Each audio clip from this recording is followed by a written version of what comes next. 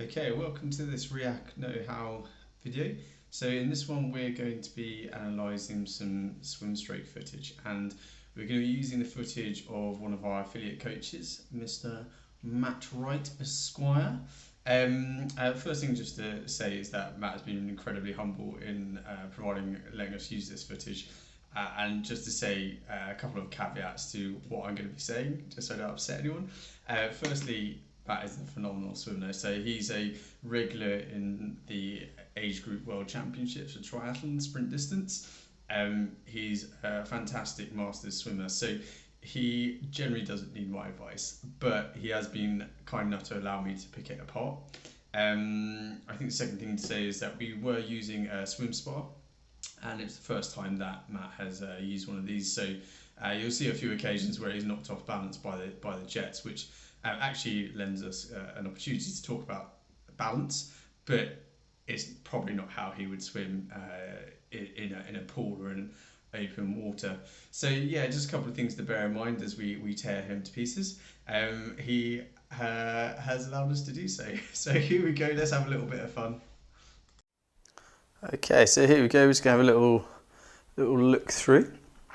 So the first thing we're going to just pinpoint, and this isn't the greatest shot ever, but we can just see a little bit of a hinge in the knee when he's kicking, in particular during breathing. And this is actually one of the few points that I think Matt and I discussed that he probably actually would look to improve. Generally, for somebody at Matt's level, like he'd actually see greater benefits from more consistent training or improved conditioning rather than spending more time on technique. But this is one of the points that I think we picked out that Matt picked out about himself, to be honest. So what happens with a hinge kick when you've got this little bend in your knee, and I have seen it a lot worse. But basically, there's two things going on here. Firstly, you're not utilising your glutes as much as you could, your powerful glute muscles. But also, when you're bending your knee, what it causes, it causes like a natural kind of flexion in your hip. It draws your knee a little bit further towards your torso. You actually can't really bend your knee without even without a little bit of hip flexion.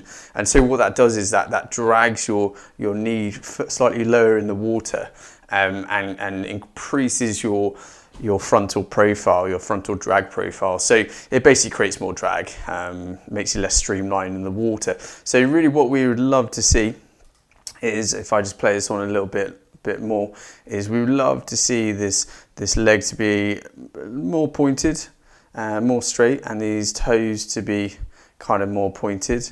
You see again here, there's that bend in the knee. What we'd like is a nice straight line, and pointing the toes helps to keep that leg nice and straight, and you can create more force with your glutes. And then just from this angle, you can just see it from the water. See, yeah, if I just pause it there, what we'd like to see with this green line is that lower leg nice and straight with the toes pointed, keeping that leg one solid block and driven from this hip area. And it's important to know that your kick, the range is not massive. You're not looking for like a football type kick. It's really nice and tight, especially for open water swimmers, where majority of your propulsion comes from the forward end of the stroke rather than the kick.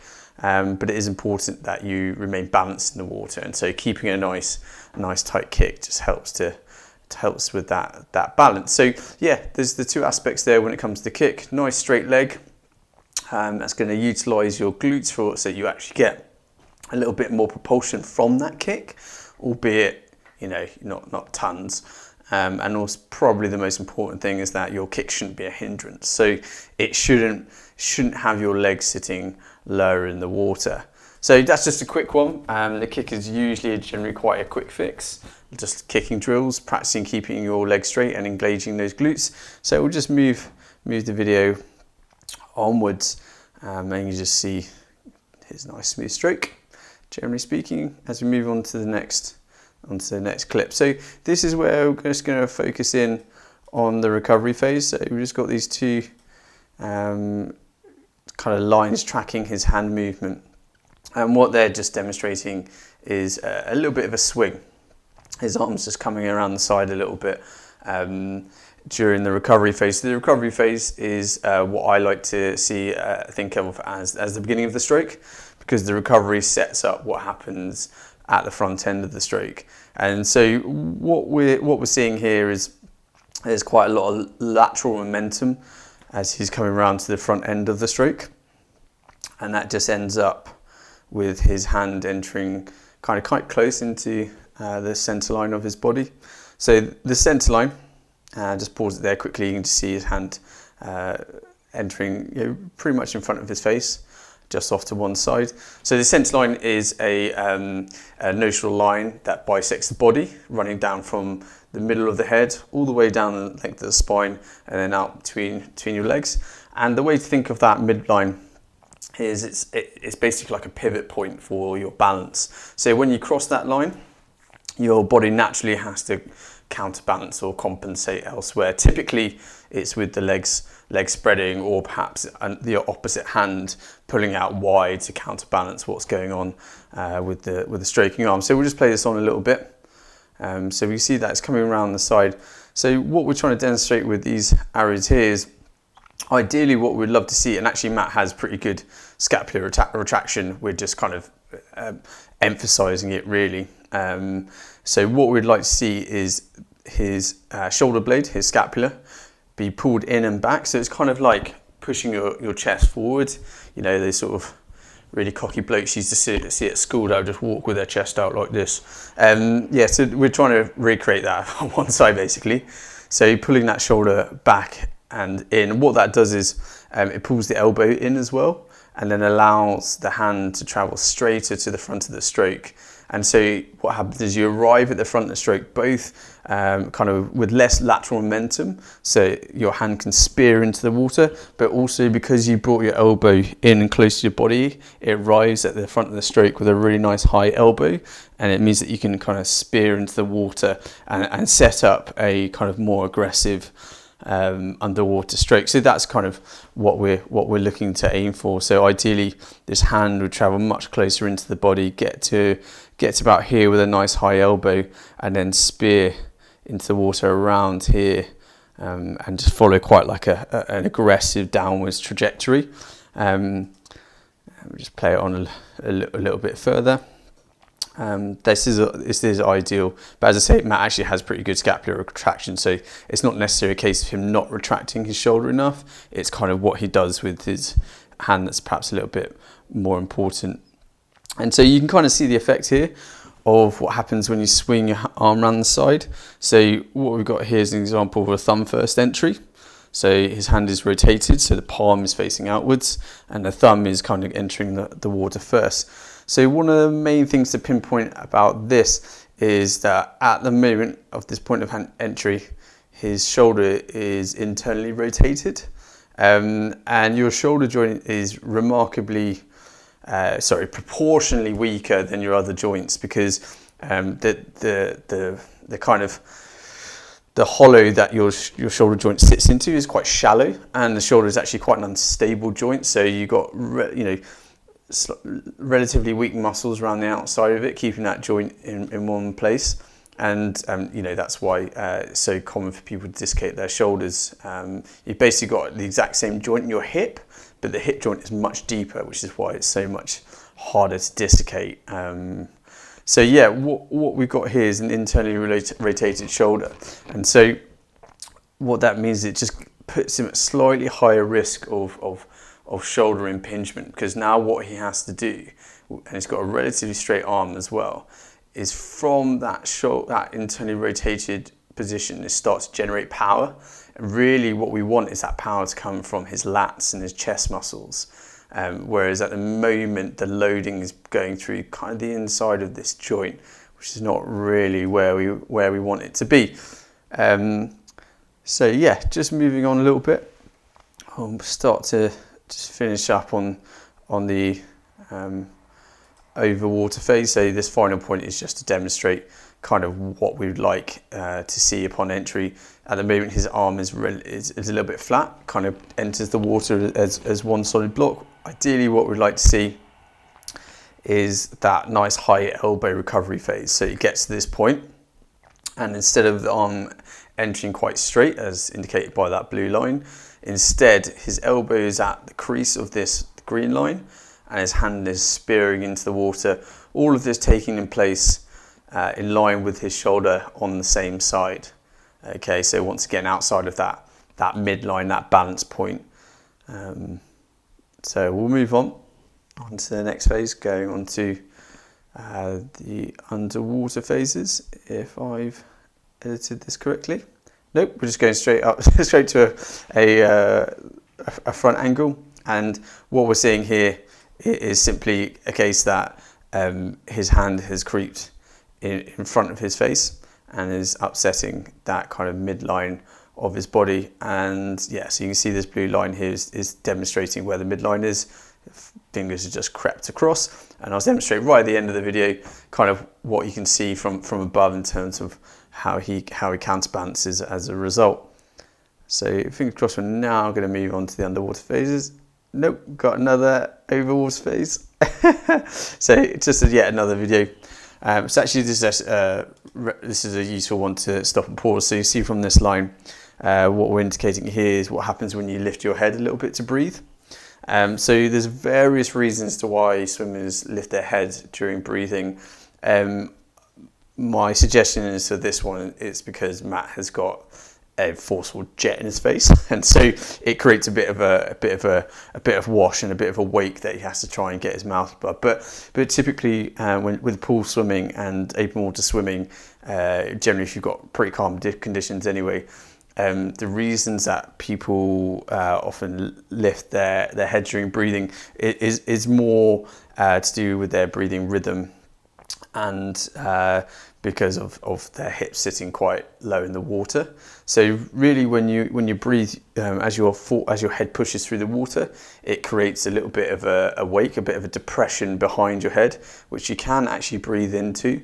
And so what you're really looking for is when you're turning to breathe, is you're just getting one goggle eye piece above the waterline, and you're just sort of craning your mouth backwards a little bit, just to snatch in a breath. Another cause of another source of lifting the head can come down to timing and pattern of your breathing. So often people can be guilty of holding their breath when their face is under the water, and then they only start to exhale when they're starting to turn their face again to breathe. There's a couple of reasons why you want to try and eliminate that holding of the breath. One, because when you're retaining oxygen, when you're retaining air in your chest, it actually it retains buoyancy in your chest. So what you can see is the chest will raise at the expense of the hips, which creates more drag. You're basically trying to push a bigger frontal profile through the water. So it's super important that whenever you turn your face to the water, you start to exhale immediately and really work to empty your lungs before you turn to breathe. So yeah, there's a few things potential reasons why people lift their heads to breathe. That's just a couple of things. There's a whole myriad of other reasons, and our video swimmers and analyses are usually about kind of pinpointing the reasons why stuff is happening. But as I say, in Matt's case, I think he's just trying to get his face out the jet that's blasting into his face. So now we'll move on to the underwater phases, and what we're about to see here is that hand scoop downwards. Okay, so I'll just let this play on a little bit. So there you go. You can see that hand is, we'll just ignore the red circle for a second, but that hand is gone. It's to about where my cursor is now. That's the point at which he actually starts to propel himself forwards. So this whole downwards phase, there's no propulsion there. Okay, so without wishing to be too harsh, that's wasted energy basically. So and that stems from the flat arm entry. Okay, because his whole arm comes in pretty much extended, and the hand is pointing downwards. The natural inclination then is to start pushing downwards. However, if his hand was to spear into the water, then you've already got his palm facing sort of directly downwards. And so then what it allows is just a quick dip at the wrist, the elbow lifts up and out, and then he can push directly backwards. Whereas at the moment he's having to push downwards before he can get to that kind of high elbow push phase. Okay, so one other thing to bear in mind with this kind of scooping motion is that's putting leverage on the water. So we talked a couple of occasions about lifting the chest, dropping the hips, and increasing your drag profile, the kind of exposed surface that you're trying to push through the water. Again, when you're pushing down on that, it creates a bit of a bobbing motion. So lifting your chest up each time you're stroking, and of course that's going to have an inverse effect on your hips, which drop low in the water. So this next one where we've got the hand circle, that again is just to illustrate the thumb first entry and kind of the position of the hand as it enters the water. So it then turns and starts to push down, when it could in reality just hopefully just start pushing directly backwards if we get it set up right.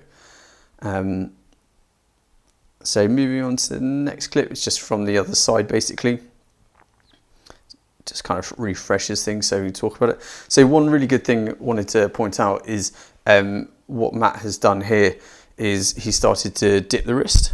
So he's gone from that downwards push to dipping the wrist, and the palm is facing sort of diagonally downwards. And so once he's done that, he can get more quickly into backwards push phase. So we just play it on a little bit. So he's sort of catching the water, he's getting hold of the water to then allow him to start pushing directly backwards.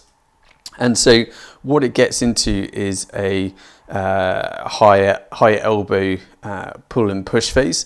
So what that means is what we're trying to illustrate with this green line is ideally where we'd want him to kind of have his elbow would be a bit higher, his wrist and hand would be dropped underneath, and then he'd just be pushing directly backwards. But because we started off with that scooping phase, his elbow is a little bit lower, his arm is a little bit more extended than we perhaps might like.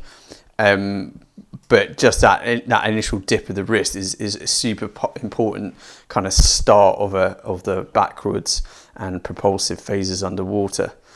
So he's got you can definitely see how he's got the raw materials and the setup for a strong swim stroke, and why he's so good, because that's a sort of intuitive thing. This final sort of look-see is at what happens when you cross the midline. This is actually being incredibly unfair because he's just actually been pushed offline by the jet, and he's now just correcting himself. But what it does illustrate is kind of what happens when your balance is upset. You have to counterbalance elsewhere, and typically what happens is this: the legs spread, and then they start to scissor, so they cross over each other. Or the arm starts to stroke nice and wide, and basically what that is doing is just creating a wider basis of stability. Whereas if the hand stayed outside the midline and sort of entered in line with your shoulder and then pushed back, kind of just glancing past the hip, that gives you that wide basis of stability and actually allows you to kind of have develop really good hip rotation because you've got the balance in the water to kind of do so. So that's all this final bit was illustrating. But yeah, the guy's a fantastic swimmer. What we've done there is a bit of a demolition job, immensely unfair, but hopefully helpful in illustrating a few points that you might find useful when looking at your own swim stroke. It's very hard to analyse your own swim stroke. What we really recommend is obviously coming to one of our video swim assessments. If you head to our website, you can register your interest. At the moment they're running a little bit ad hoc because of the old COVID crisis. But yeah, hopefully Matt isn't too upset with that.